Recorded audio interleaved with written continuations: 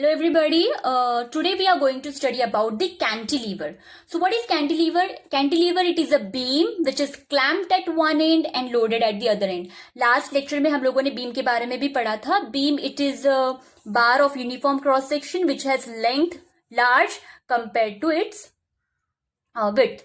So cantilever क्या है? It is a beam which is clamped at one end. एक end पे हम लोगों ने इसको फिक्स कर दिया और दूसरे एंड पे हम लोग अगर वेट लोड कर रहे हैं, उसे लोड कर रहे हैं बीम को, then it is cantilever.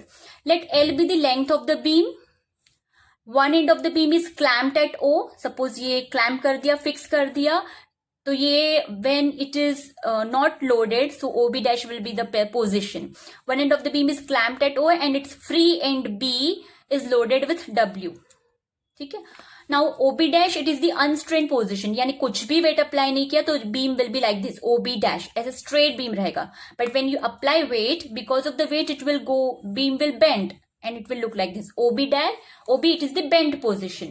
Now in the bent state, any point on the beam is specified by XY and the slope of the curve of the deflected beam at that point is dy by dx. हमें पता है कि slope की value कैसे लेते हैं, dy by dx. So the radius of curvature r at a point xy is given by, radius of curvature का आपको फॉर्मूला याद ही करना पड़ेगा. You will have to remember this formula कि radius of curvature का फॉर्मूला क्या है, r it is 1 plus dy by dx square raised to 3 by 2 upon d2y upon dx square. अभी सी यहाँ पे slope in the present problem will always be very small, यानी dy by dx की value बहुत ही कम है, because हम लोगों ने इनिशियली अज्यूम किया है कि curvature of the beam is small. Curvature of the beam will B small, that means उसका स्लोप भी बहुत कम रहेगा. सो इसीलिए in this formula I can put dy by dx 0. अगर मैं dy by dx की वैल्यू 0 सब्स्टिट्यूट कर देती हूँ तो I will get r equals to 1 raised to 3 by 2 upon d2y upon dx square. तो मुझे सिंपली मिलेगा r equals to 1 upon d2y upon dx square, या इसको मैं रेसिप्रोकल लूंगी तो I can write d2y upon dx square equals to 1 by r. That is what exactly I have written over here, 1 by r equals to d2y upon dx square. Now consider a point P on the deflected beam. यहाँ पे मैंने एक point consider किया P on the bent position of the beam, deflected beam. ठीक है.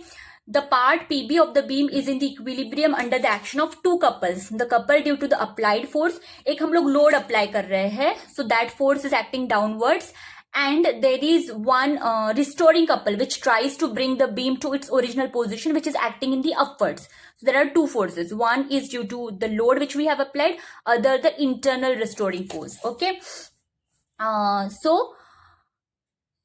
Restoring couple that comes into play due to the elasticity of the beam, the later is known as bending moment, है ना. So जो internal restoring force है वही bending moment है, ये हम लोगों ने last lecture में भी देखा था. So what and we have derived this formula of bending moment, m, it is y by r into ig.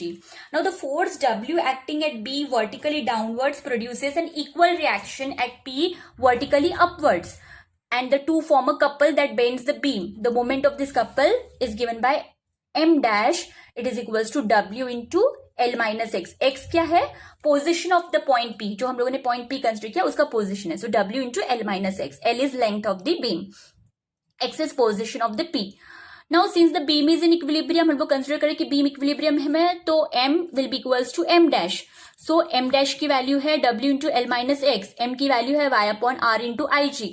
So I can calculate the value of 1 by r. So 1 by r कितना आएगा? I will just shuffle the terms. So I will get 1 by r equals to w into l minus x upon yig. 1 by r की value हम लोग को पता है, it is d2y upon dx square. So d2y upon dx square equals to w into l minus x upon yig. Now I will integrate both sides. इसको integration करूंगी तो आएगा d2y upon dx square का integration क्या आएगा, dy by dx. एक differentiation cancel हो जाएगा, because integration and differentiation they are complementary to each other.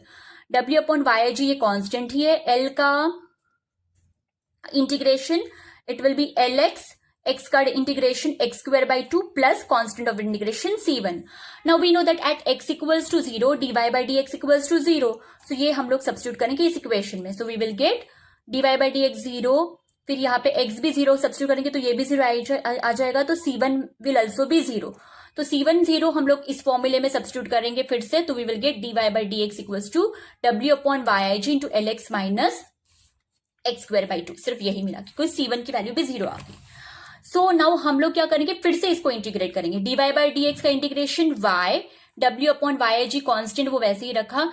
lx का integration l as it is, x का इंटीग्रेशन x²/2, x² का इंटीग्रेशन x³/3, और ये 2 भी है तो 3 2 6, so that is how I got x³/6 plus c2. Now again हम लोग कंडीशन सब्स्टिट्यूट करेंगे. At x equals to 0, y equals to 0.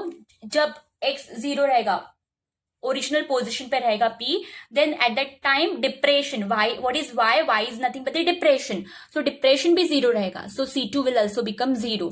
So y it is equals to w upon Y I G lx²/2 minus x³/6.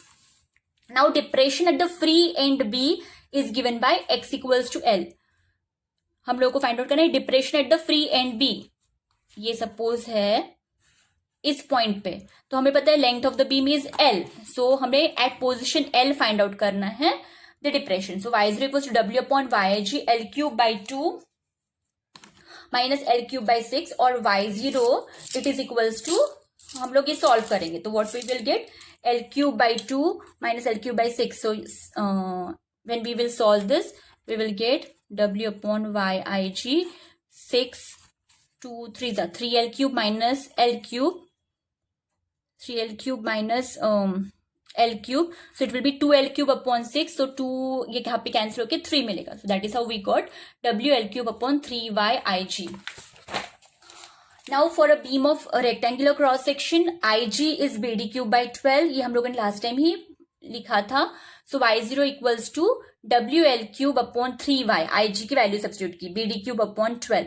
सो ये 3 4 12, ये 4 ऊपर जाएगा, so we will get 4wl³ upon y bd³. And for a beam of circular cross section we know that bending moment geometry ig it is pi r⁴ upon 4. So y0 it will be 4wl³ upon y, और ig की value substitute की pi r⁴ upon 4, so 4 ऊपर जाएगा, so we will get 4wl³ upon 3y pi r⁴. So these are the formulas for depression in the cantilever. Thank you so much.